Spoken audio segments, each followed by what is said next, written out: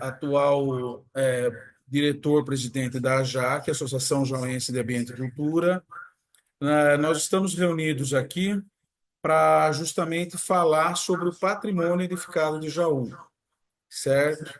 É uma associação, a AJAC, que está desde 2017 em atividade. Nós fizemos já 5 Foto Nature Brasil e 5 Foto Nature Internacional, além de livros como Marambaia, Bens Culturais, Mostra Jauense Fotografia, os calendários do Luto Paulista, dentre outras atividades. O livro sobre os Caingangue, também, que o Juliano foi o editor, né? Também teve apoio da Jaque, e nós estamos empenhados nesse momento, porque o Juliano tem um projeto na Lei Paulo Gustavo, e está registrando todo o patrimônio edificado que está protegido desde 2006 no plano diretor, com lista, né, desse plano, desse patrimônio edificado, e tem a lei do Compaq também, né? Então, nós vamos discorrer hoje sobre o patrimônio edificado. Eu fiz essa abertura. Agora o Juliano vai discorrer e na sequência também eu entro e também faço minhas considerações, tá certo? Espero que quem estiver no YouTube, nós estamos aqui pelo Zoom, né? Com os associados da JAC e sendo transmitido pelo YouTube, aí as pessoas que puderem participar, se tiver o chat, participa através do chat lá no YouTube. Então, com a palavra, o Juliano, né, que vai discorrer sobre o patrimônio e algumas questões, tá? Olá, boa noite. Sou Juliano Meneghello, né? Sou formado em História, trabalho com arqueologia desde 2003 e tenho aí um vínculo, de certa forma, com essa questão do patrimônio aqui em Jaú, porque eu fui voluntário lá atrás, em 2004, 2005, quando estava fazendo ainda o inventário, antes de se promulgar a legislação específica. Eu fui voluntário durante um período de uns 5 meses ali. Esse processo de estabelecimento do patrimônio edificado aqui, que seria o patrimônio arquitetônico, ele começa muito antes, ele começa em 94, só que ele se arrastou por muito tempo, né, até 2006, quando a lei é promulgada, finalzinho de 2006, se não me engano, outubro, e durante esse período, em 94, a gente teve vamos dizer assim, uma classificação de aproximadamente metade do que hoje compõe o acervo, e não teve nenhum estabelecimento de legislação que protegesse de fato. Isso é retomado em 2003, 2004, é feito um novo levantamento, esse registro inicial, esse elenco inicial de imóveis, ele praticamente dobra, eu não vou saber agora de cabeça números exatos, mas ele mais ou menos vai dobrar, e em 2006 vai ser promulgada a legislação, aí é no plano diretor que tem a inserção da lista como o inventário do patrimônio aqui de Jaú. São 451 imóveis. O patrimônio, na realidade, ele seria, como que a gente classificaria patrimônio cultural em si? Patrimônio é qualquer coisa que represente os grupos formadores da sociedade nacional, né? Então aí a gente vai ter o não indígena, o branco, de uma certa forma, o indígena e o negro, tá? E esse esses bens, essas manifestações, esses bens que existem, eles se transformam em patrimônio a partir do momento que um mecanismo legal o protege, o classifica como algo a ser protegido. Então, você só tem a categoria de patrimônio cultural quando ela incide sobre um bem juridicamente. Então, o bem sem proteção, ele não é patrimônio. O bem protegido por lei é patrimônio. Isso é o que difere bem cultural de patrimônio cultural. A gente tem aí, vamos dizer assim, as dimensões desse patrimônio, elas podem ser representativas, né, sociais. Então, é aquilo que representa um grupo, um determinado grupo.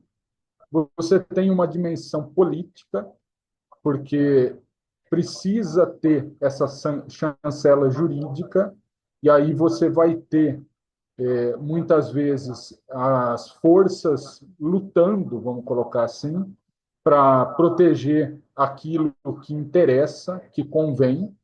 No caso aqui em Jaú, a gente tem um patrimônio que, em essência, apesar de ser muita coisa, ser um acervo grande em termos quantitativos, você tem basicamente a representação da história local. Você tem um reforço a essa história local. São as classes economicamente dominantes do período que é protegido, é início do século XX, né?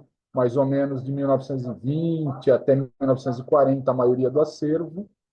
Você vai ter essa questão política em jogo ali, e a escolha incidiu majoritariamente sobre esse acervo. Temos alguns imóveis que são representativos de grupos economicamente menos favorecidos, mas é um acervo, é um conjunto pequeno dentro do montante total, e a gente tem também uma restrição geográfica na representatividade desse acervo, porque ele pega basicamente o centro da cidade. Nós não temos proteção sobre fazendas, que no fim das contas era onde circulava de fato o dinheiro no começo do século, né, que é o dinheiro que permite a construção desses imóveis na região central. A gente não tem proteção em nenhuma edificação de área rural, e mesmo dentro da área urbana é basicamente na porção central, com exceção desses imóveis que são de um grupo economicamente menos favorecido, que vão ficar na rua Rui Barbosa, que era um núcleo de ocupação italiana no começo do século XX. Dentro desse processo de inventário, a gente tem uma classificação, né? Os mecanismos que protegem, eles se diferem. A gente tem o tombamento, é o mais conhecido pela população de uma forma geral, mas não é o que protege a maior parte dos imóveis aqui em Jaú. O tombamento é como se fosse um decreto que, basicamente, ele, vamos dizer assim, ele congela a possibilidade de manutenção do imóvel. Ele protege o imóvel integralmente. Tá? Então, a partir do momento que o tombamento é efetivado, você vai ter uma proteção quase que integral do imóvel. O inventário, que é o que a gente tem, ele permite uma gradação. Então, aqui em Jaú, nós temos 4 graus de preservação. O grau 1 praticamente ele é equivalente ao tombamento, é uma proteção praticamente total. São pouquíssimos imóveis aqui em Jaú que foram classificados nesse nível, e esses imóveis classificados, em geral, eles são ou pertencentes ao poder público ou pertencentes a instituições que têm um caráter, por exemplo, como a igreja, a matriz. Não é uma instituição privada, assim, apesar de ser, você tem uma questão comunitária envolvida. Tá? Então, imóveis essencialmente particulares, uma pessoa ou uma família, praticamente não houve a incidência do grau 1. Apesar de ter imóveis que poderiam se classificar. Quando você pega, eu não sei se eu eu consigo mostrar aqui, talvez mais, eu não sei mexer direito no Zoom, talvez mais para o final a gente pega um auxílio aqui e tenta fazer. Eu tenho uma ficha da casa aqui, 183 da Campos Sales, eu trouxe ela aqui comigo. É um imóvel que já aparece numa fotografia de 1888, aqui em Jaú, é a fotografia mais antiga que a gente tem notícia até o momento. E ele talvez, não sei se é a casa mais antiga de alvenaria de tijolo da cidade, mas é potencialmente a casa de tijolo mais antiga que permaneceu até o momento atual. Esse imóvel ele tem, do ponto de vista histórico, ali morou Constantino Fraga, que foi intendente, que hoje seria a função de prefeito aqui em Jaú, em 1910. Ele é o responsável por um processo de gentrificação no centro da cidade. Ele faz todo um mecanismo de legislação, algumas alterações na legislação, e um processo de fiscalização que vai ocasionar a remoção das camadas mais pobres do centro da cidade, porque ele começa a cobrar constantemente questões higienistas nos imóveis que até então existiam. Não tinha, essa população não tinha condições de se adequar e ela acaba tendo que sair do centro. E a zona suburbana, que no momento em que isso acontece, era próxima, inclusive, do centro, né, que era considerada a zona urbana, ela não passa por fiscalização. Até a gente está tentando articular uma conversa com a Bia, que fez um mestrado sobre isso, para ela, de repente, poder falar, fazer uma fala, né? E ele cobra mais no centro e não cobra nessa periferia do centro, que é próximo, é perto de onde hoje a gente tem a igreja de São Sebastião. Para quem não tem isso exatamente na cabeça, a gente está falando aí de uma distância de 800, 900 metros, talvez, em relação à igreja matriz. Tá? Então, é perto, mas não havia essa cobrança, então os pobres não conseguem se adequar, eles mudam para essa região suburbana e o centro é liberado para a elite cafeeira poder construir os casarões que hoje constituem o nosso patrimônio edificado que está inventariado. A ficha está aparecendo? Será? Está aparecendo.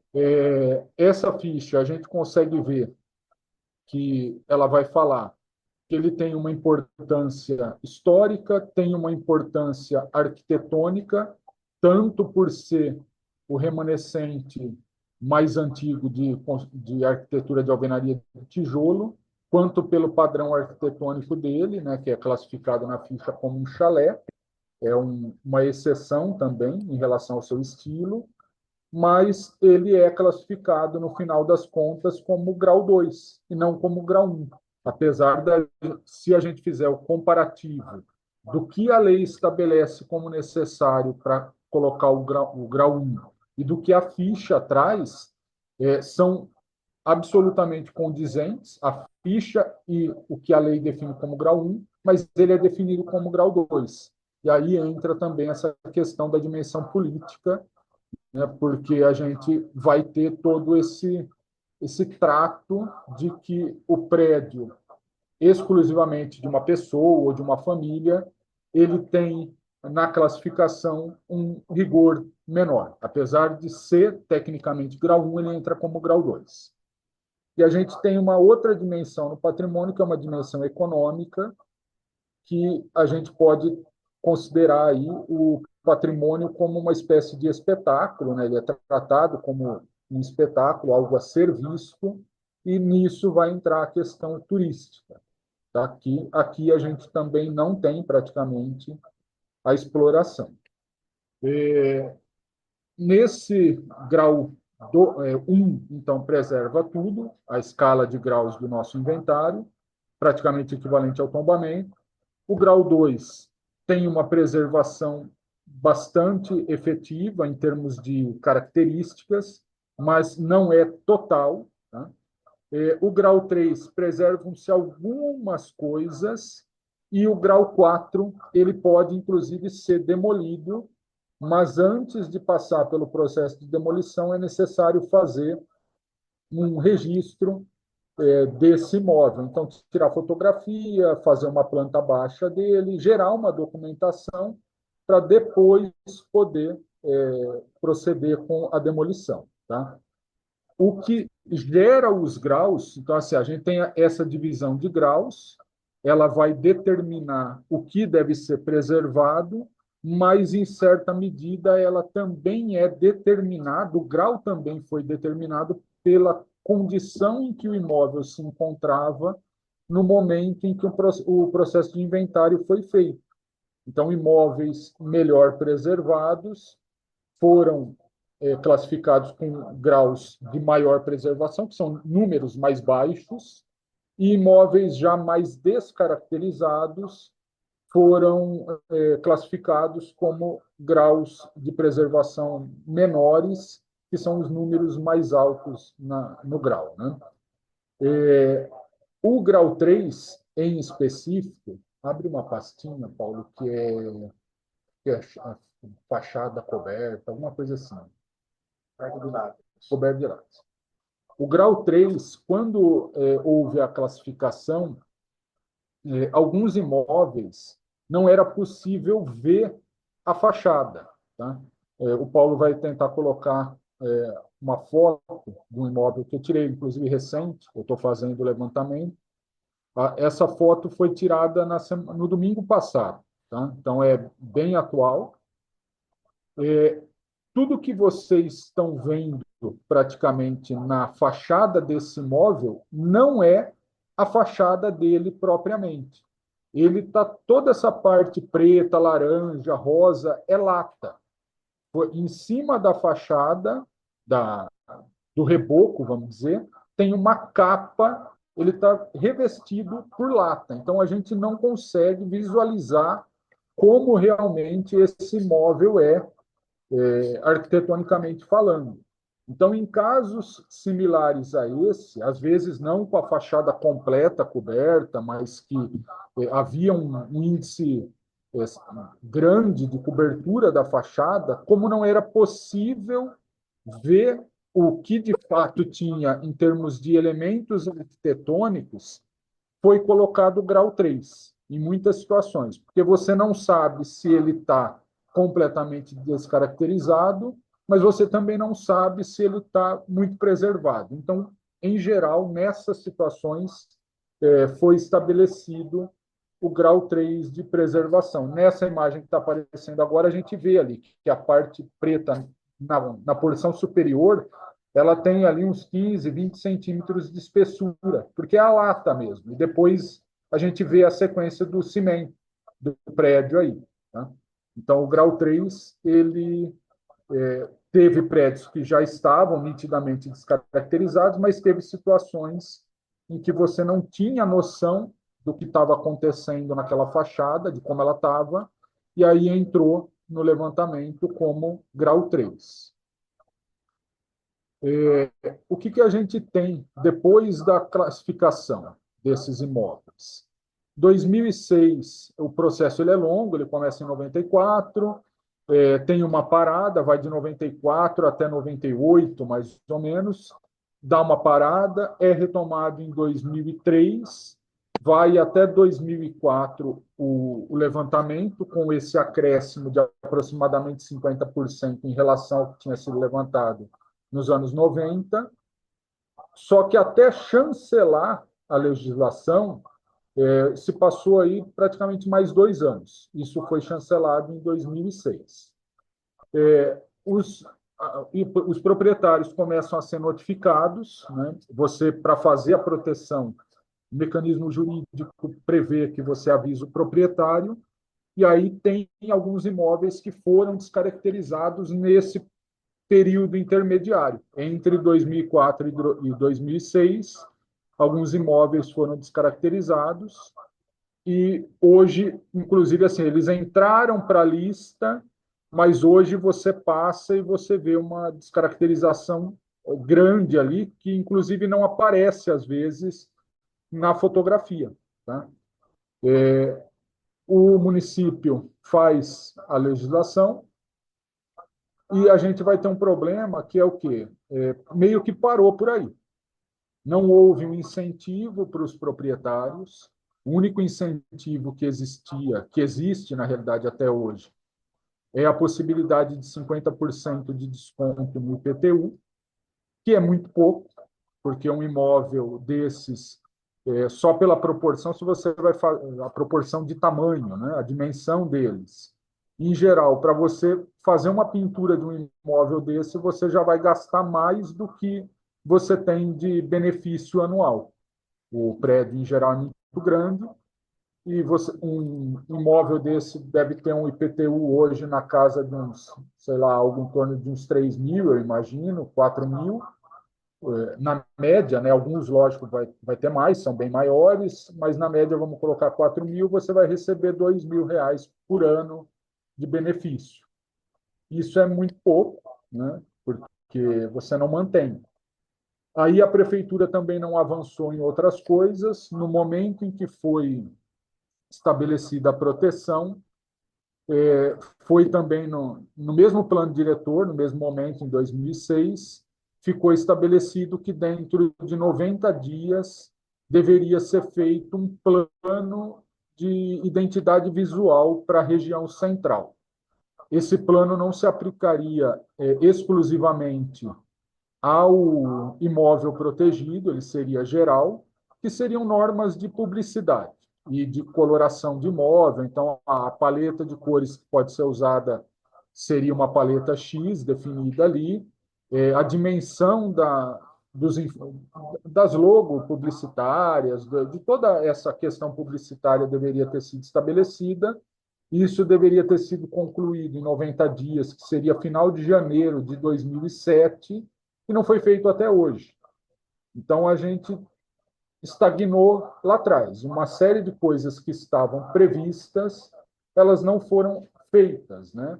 Então, a gente tem uma boa parcela da culpa, vamos dizer, do estado em que chegamos hoje, com imóveis muito comprometidos, do próprio poder público, porque ele estabeleceu e, ao invés de agir como copartícipe do processo que deveria ser, ele deixou o ônus exclusivamente para o proprietário e, além de, vamos dizer assim, não ajudar na questão da preservação, também não fiscalizou. A gente tem uma série de intervenções que foram feitas, inclusive várias com autorização do Conselho, que contrapõem o que a legislação definiu, algumas feitas à revelia, mas também nunca, vamos dizer assim, houve a pressão do poder público em cobrar que houvesse uma punição ou algo nesse sentido. É só um caso aqui em Jaú houve punição, na realidade, porque eu, na ocasião, levei ao Ministério Público, mas o poder público também não fez nada para cuidar. A gente tem um outro imóvel, o Galpão do Café, que eu acho que é um exemplo, talvez um dos mais gritantes dessa inércia do poder público, né, na gestão, no processo de gestão do patrimônio aqui, que é um galpão onde era armazenado café. Ele é do começo do século XX. Havia o armazenamento do café aí, está aparecendo na foto. Essa foto, inclusive, é de hoje. Eu estava fotografando essa rua hoje de manhã e a gente consegue ver que o estado de conservação é bem precário. Tá? Assim, ele não caiu porque a parede é muito larga, é uma estrutura robusta, mas ele está muito detonado. Está muito detonado. Esse imóvel está fechado. Eu acredito que ele fechou um pouco antes de 2006, da legislação estabelecer a defesa. A última função que eu me lembro de ter aí foi a substituição da rodoviária. Eu não me lembro quando foi isso, mas a rodoviária passou por um processo de reforma muitos anos atrás e esse prédio fica do lado. Então, os guichês da rodoviária funcionaram aí dentro. Foi o último uso que eu me lembro de ter tido no prédio. Tá? Quando estabelece o plano diretor em 2006, havia uma negociação do poder público aqui, da Secretaria de Cultura, para tentar trazer o hidroavião Jaú, que é o hidroavião usado na travessia do Atlântico Sul pelo João Ribeiro de Barros. O hidroavião estava em processo de restauro e havia uma negociação por parte da prefeitura para que, acabando o restauro, viesse para cá. Estavam tentando negociar. Esse imóvel era o único imóvel existente no município que tinha um porte grande o suficiente para acomodar o hidroavião. Então, a prefeitura, querendo trazer o hidroavião para cá e montar um museu para o João Ribeiro de Barros, pega e coloca no plano diretor, especificamente em relação a esse imóvel, que ele só poderia ter, ele deveria ser preferencialmente utilizado para funções culturais. Foi uma forma que a prefeitura usou de, em certa maneira, reservar o imóvel para ela, caso ela conseguisse fechar a negociação da vinda do hidroavião.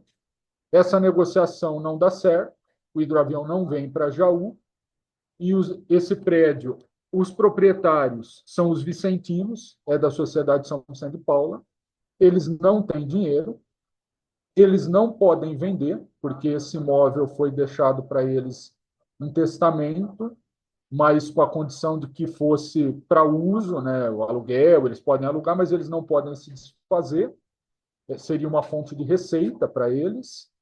E eu conversei recentemente com uma pessoa do grupo vicentino, da direção ali, e ele me falou que a última estimativa feita para restaurar esse imóvel passava de 20 milhões de reais.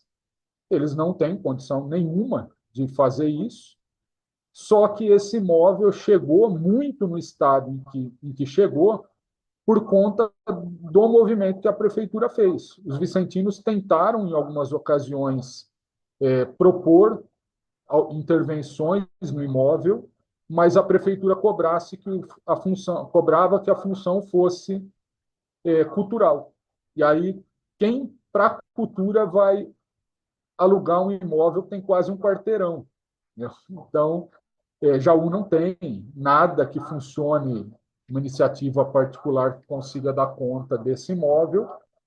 Foi feita uma proposta, acho que há uns 4 anos atrás, de colocar um teatro nesse imóvel. Era uma proposta de um particular, tentando fazer uma parceria com os vicentinos, mas a proposta, apesar de ter sido aprovada dentro do conselho, ela rompia uma série de questões da normativa para intervenção. Esse imóvel ele é grau 1, tá? Então ele é o que tem a preservação equivalente a tombamento.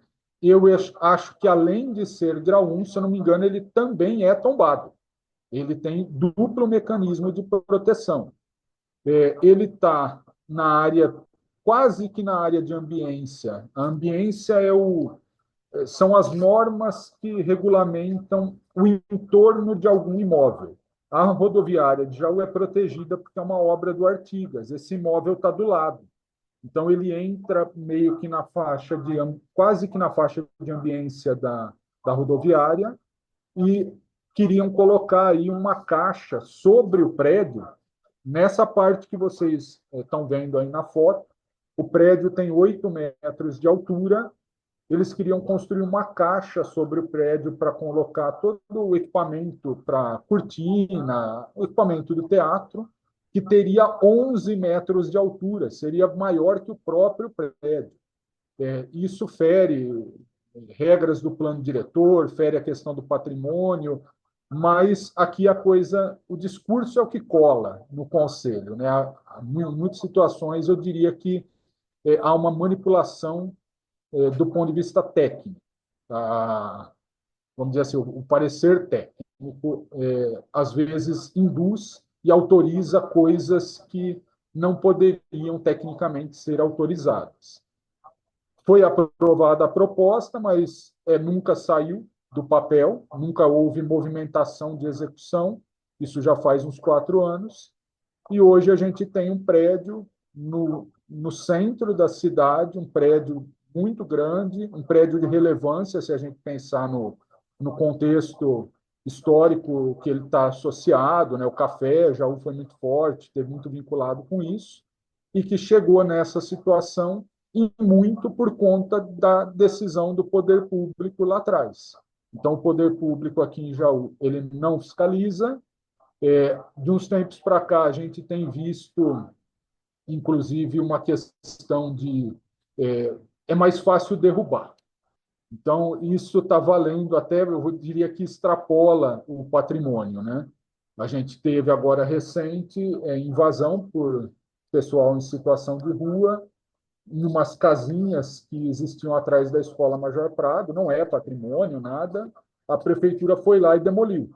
Então, é mais fácil derrubar do que cuidar, né? E a gente tem isso acontecendo de uns tempos para cá no patrimônio, autorizações expedidas pela prefeitura, às vezes envolvendo defesa civil, se constrói um discurso ali de que a população está em risco, e assim vão meio que tentando liberar o espaço para o capital, né? E esse é o prédio que, para mim, é um símbolo dessa inércia da prefeitura, e no caso dele, não só inércia, né? Uma tendenciosidade de querer reservar para si o imóvel e não usou e acabou deixando os vicentinos numa situação complicada, porque cobrava deles a função cultural. O que mais você acha? Acho que é isso. Assim, esse é um panorama geral do que a gente tem de histórico, né, de desenvolvimento do patrimônio aqui, do que é patrimônio, quais são os mecanismos para o patrimônio edificado. A gente tem um outro mecanismo de proteção, que é o registro, mas eu não citei porque ele não se aplica a bens materiais, ele se aplica a bens imateriais, né? Ele é um registro de fato. Então, pensando na questão da proteção, se você tem uma celebração ou como é o caso, por exemplo, da receita do queijo de Minas, é uma coisa que materialmente não existe, você registra a receita, o processo de fabricação, quem são os envolvidos, onde isso acontece, como que isso é comercializado, você faz um registro do processo e o registro em si, o dossiê de registro é a proteção. Como é uma coisa dinâmica, o patrimônio imaterial, no dia de amanhã, se ele sofrer alterações, isso é potencialmente provável, né? Você tem o registro de como isso era no passado. Então, ele não se aplica ao patrimônio edificado, por isso que eu não entrei nele, né? Mas a situação nossa aqui hoje é essa: 451 imóveis.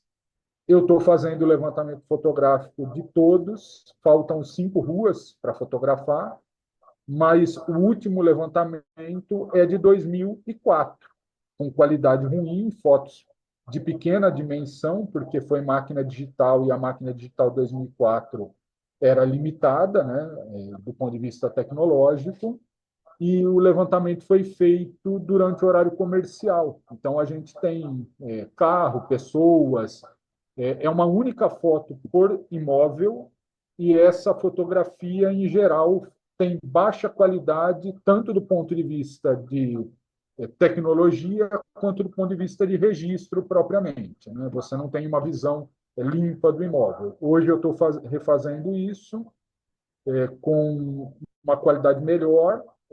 Aí eu vou geralmente, que nem eu fui hoje de manhã, que era feriado, não tem pessoal pela rua, então o imóvel está livre, vamos dizer, a fachada está livre, e eu tiro uma foto de fachada geral e fotos de elementos de detalhe. Então a gente vai ter isso disponibilizado depois na internet para qualquer um que quiser acessar, né? Mas com uma qualidade melhor, tanto tecnologicamente falando, quanto nesse cuidado de ter a visão limpa e ter os detalhes também registrados.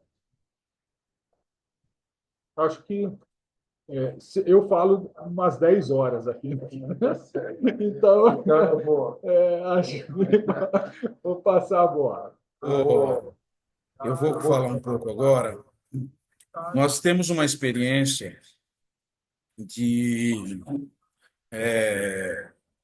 de participação no Conselho da Preservação do Patrimônio desde 2016 de forma contínua. Antes, o Júlio Poli, que fazia parte, digamos, do nosso coletivo, também já fazia tanto parte da Secretaria de Cultura, como também do Compacto. Nós entendemos, nós já fizemos um editorial no nosso boletim de 2019, entendendo o seguinte: existem movimentos sucessivos não para solucionar o problema ou buscar uma solução simples do problema. Nós entendemos que poder público, sociedade civil, deve assim engajar nesse movimento. Por quê? Por uma questão muito simples, né? Que a solução dela não é simples, mas um indicativo muito simples. Jaú despreza seguidamente, nesses últimos 20 anos, um setor econômico importante. Uma coisa é você ter um turismo de um dia só, por exemplo, um turismo econômico ou gastronômico. O outro é você ter um turismo cultural que a tendência da pessoa permanecer vários dias na cidade. Esse turismo, Jaú é uma das únicas cidades no Brasil, a gente pode até forçar nessa situação, que tem um conjunto arquitetônico de arquitetura eclética, que tem esse grau no centro da cidade. Fora outras ruas, como Rio Barbosa, Gomes Botão, Pouso Alegre, Distrito de Potunduva. Antes tinha no próprio bairro, né, de Potunduva, a Rua Potunduva, né, que mudou de nome para Comandante João Ribeiro de Barros, e assim por diante, devido às ocupações, né, às colonizações de italianos, de alemães e assim por diante.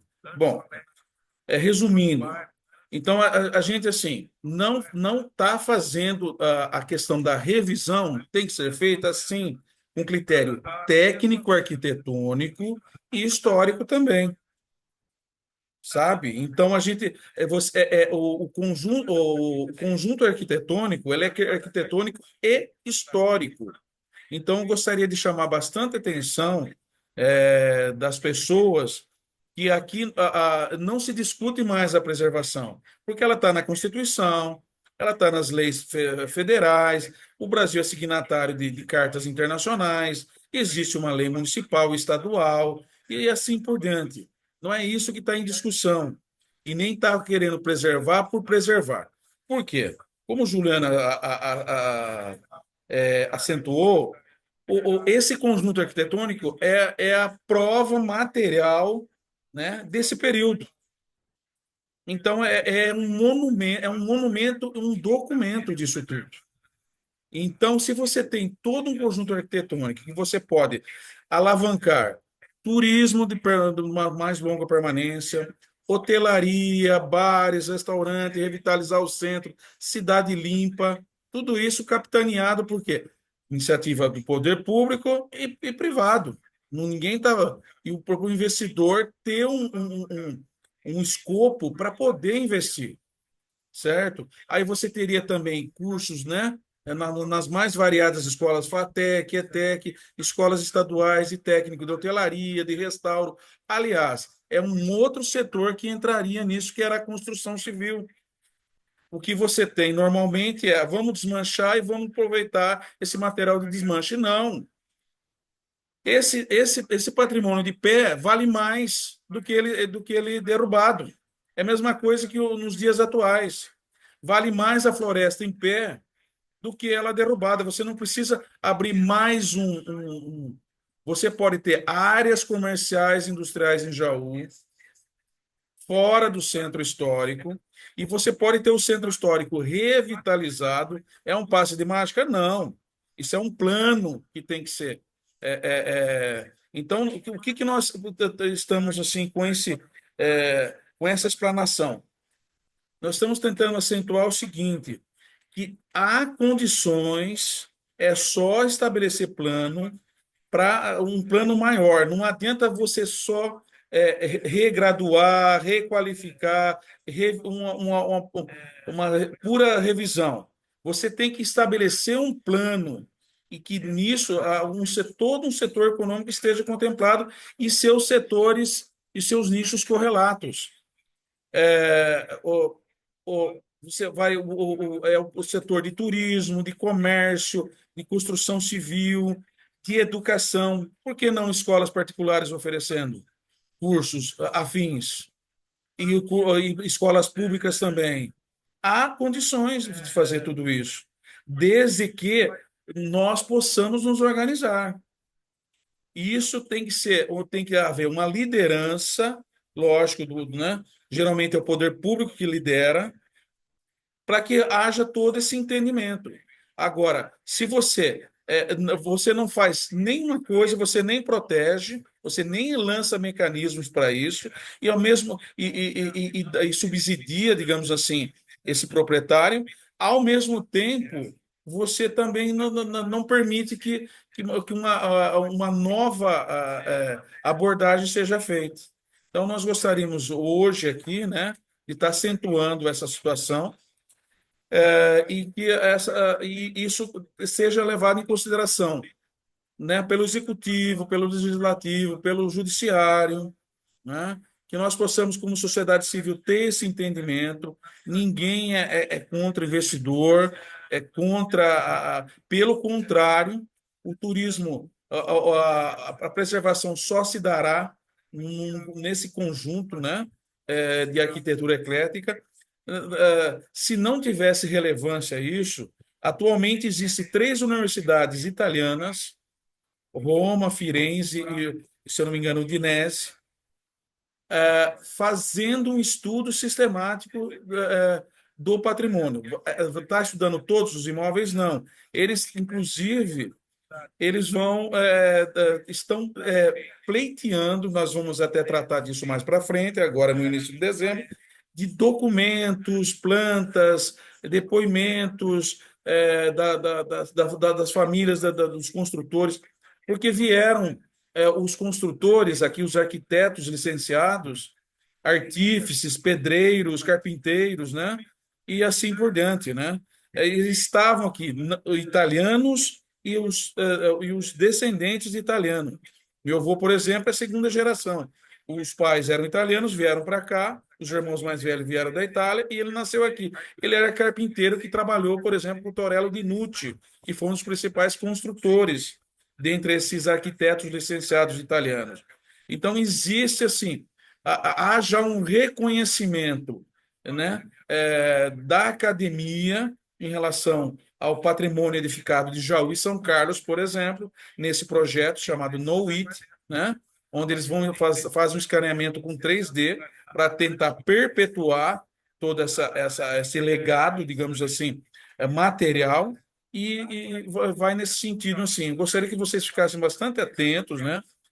Quem puder engajar nessa luta nossa aqui, nós estamos dando publicidade a tudo isso. Não é só a nossa participação no Compaq, não é só na feitura, elaboração de um livro, Bens Culturais, por exemplo, que o Juliano organizou, né, e foi o seu principal, né, escritor. Ele é como se fosse uma cartilha sobre o patrimônio. Está lá no site da JAC para ser baixado gratuitamente. Nós distribuímos 1.500 desses livros na cidade de Jaú, nas escolas públicas e entidades, e nós distribuímos o Marambaia, que também é outro livro sobre a luta de proteção da Marambaia, nas escolas de Jaú e região, nas escolas estaduais principalmente, e nas escolas municipais e nas prefeituras, principalmente de Itapuí, Bariri e Jaú. E eu também fiz chegar em todas as 49 escolas estaduais da nossa diretoria de ensino. Então, a nossa preocupação aqui é a favor da cidade de Jaú, é a favor do centro histórico, é a favor desse conjunto arquitetônico, é a favor das pessoas poderem ter um setor econômico para poder trabalhar, ter sua renda, né? e os investidores terem essa oportunidade também de ter uma situação propícia de investimento. Então, nós conclamamos a isso.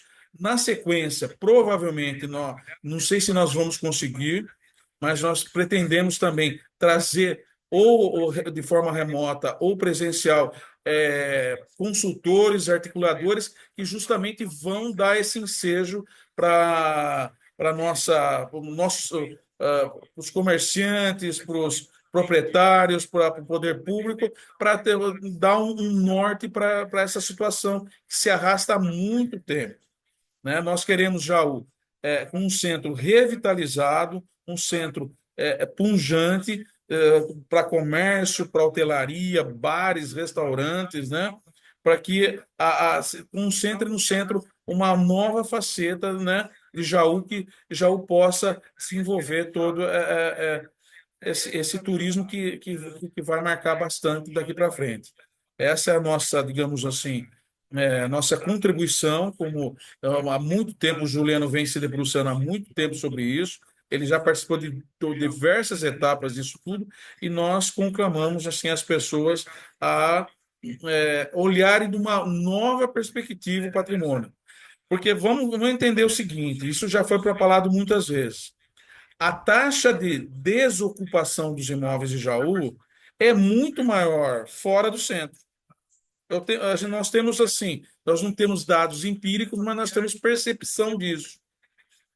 São casas desocupadas, né? Prédios comerciais desocupados e assim por diante. Isso já foi tratado e até em audiência pública lá atrás, 2016, voltou à tona 2019.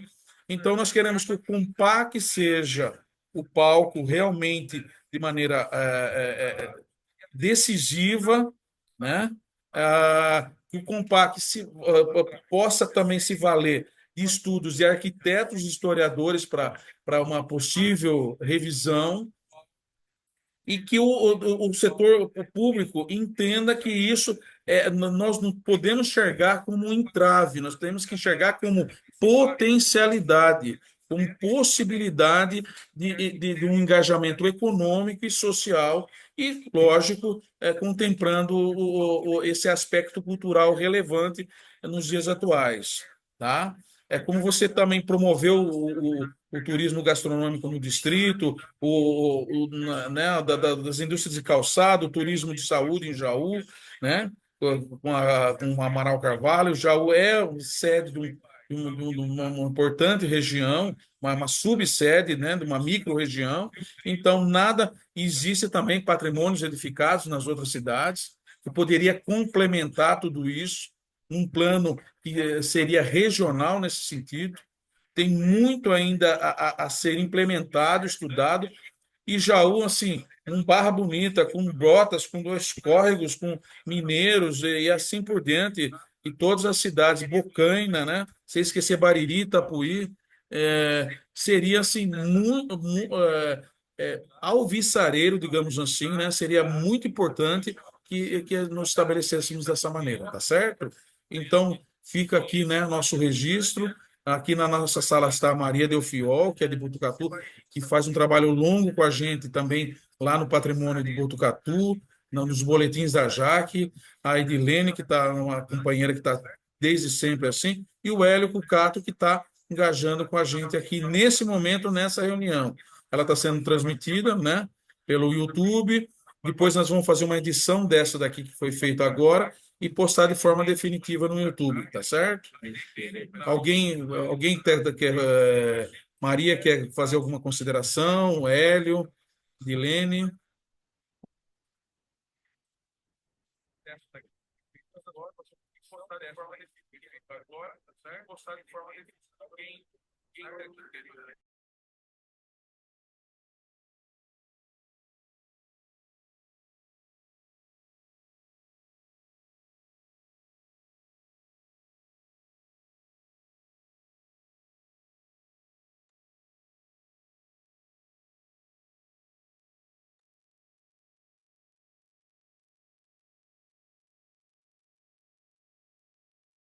Maria, quer falar alguma coisa? Não tem muito o que falar, né, Paulo? Eu não conheço tão bem Jaú, né? Passei aí poucas vezes e sempre, assim, vindo de viagem, cansada. Mas esse prédio aí que o Juliano mostrou, que era dos Armazéns Gerais, acho que era, né? Deu para ver mais ou menos o título do prédio, né? Que estava no topo do prédio aí. Eu achei assim muito bonito, muito uma arquitetura, né, diferenciada e como você mesmo já falou, fiquei curiosa até para conhecer. Já fiquei curiosa para conhecer, eu só vi em fotos a rodoviária de Jaú. Achei super interessante a arquitetura também. E nas poucas vezes que eu passei aí em Jaú, que a gente passou pelo centro, eu fiquei observando alguns prédios. Lembro do prédio onde fica ou ficava a diretoria de ensino daí de Jaú, que eu achei assim, maravilhoso o prédio, entre outros, né, que a gente viu, mas esse me chamou bastante atenção. E eu acho que vocês ainda têm muito mais patrimônio em pé, né, do que aqui a cidade de Botucatu. Aqui nós temos algumas edificações tombadas no centro de Botucatu, ali perto da catedral, construções particulares. Aqui, até onde eu sei, não tem nenhuma espécie de tombamento. A gente vê algumas delas sendo demolidas, ou por má situação mesmo, né, de cuidados, ou porque alguém comprou e foi lá e resolveu e demoliu. Desde que eu estou aqui em Botucatu, desde 2009, eu tenho visto, né, isso acontecer.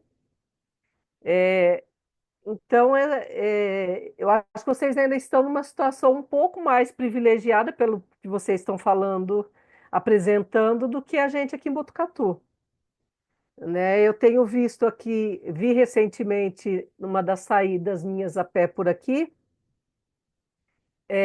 um movimento de preservação de uma casa que fica no centro ali de Botucatu, que ela tem umas características assim bem diferenciadas. Ela chegou a ser utilizada para comércio e, pelo que eu vi, me pareceu que havia uma intenção de derrubar. E apareceu lá um grupo e pichou com, acho que com giz, escreveu em lousa mesmo algumas coisas nas janelas, pedindo que mantivessem o imóvel, né? Houve também uma movimentação em torno disso e a casa ela continua lá. Ela foi pintada novamente, mas as características da fachada dela continuam as mesmas, não foi mexido, né? E eu acho que esse tipo de iniciativa, esse grupo eu não conheço, não sei quem são, mas a casa continua lá, né? Tem uma movimentação aqui de pessoas em prol disso, se movimentando. Eu não conheço nenhuma ação do poder público em prol da preservação, até preciso pesquisar para ver se existe alguma coisa nesse sentido. O que eu sei, o único imóvel nosso aqui que eu sei que foi tombado recentemente é o prédio da Pinacoteca, porque é um prédio antigo, né, e que dizem que foi projetado pelo Ramos de Azevedo. Ele foi tombado e ele foi todo restaurado e recebeu a Pinacoteca.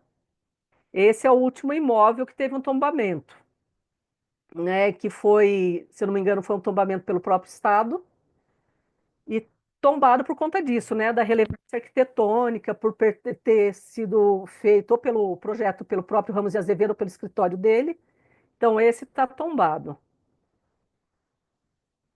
Mas fiquei bem curiosa para fazer uma saída fotográfica em Jaú para conhecer esses outros prédios. Podemos fazer sim. Isso eu acho que é um ponto. Pode estar, vai estar no nosso radar, sim, a partir do próximo ano, fazer sucessivas expedições. Eu gostaria só de finalmente, assim, né, de mostrar o site da Jaque para as pessoas, tá? Deixa eu compartilhar aqui para as pessoas poder.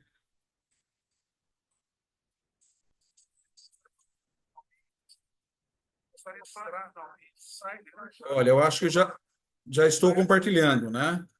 Então, aqui esse é o site da Jaque, é a jaque.org.br. Se você colocar no buscador, você vai encontrar, tá? Aqui tem é um site muito simples, né? Mas tem algumas abas aqui que as pessoas podem. Tem as ações da Jaca, que são os nossos 7 boletins que nós publicamos ao longo desses anos. Nós temos também aqui uma aba chamada Foto Natura Internacional. Tem os 5 catálogos do Foto Natura Internacional, aconteceu de 2017 a 2021, e o mesmo aconteceu com o Foto Natura Brasil, né? Vocês vão ver lá a quantidade de fotógrafos que participaram, as exposições que nós fizemos aqui e assim por diante. E para vocês, assim, acho que está muito ligado diretamente ao dia de hoje, é essa aba chamada Publicações. Aqui você, por exemplo, você vai ter oportunidade de, nessa aba Publicações, baixar tanto o livro dos bens culturais, tá? É um livro paradidático, um livro para um público geral, né? Ele, você pode baixar o livro gratuitamente aqui, ó.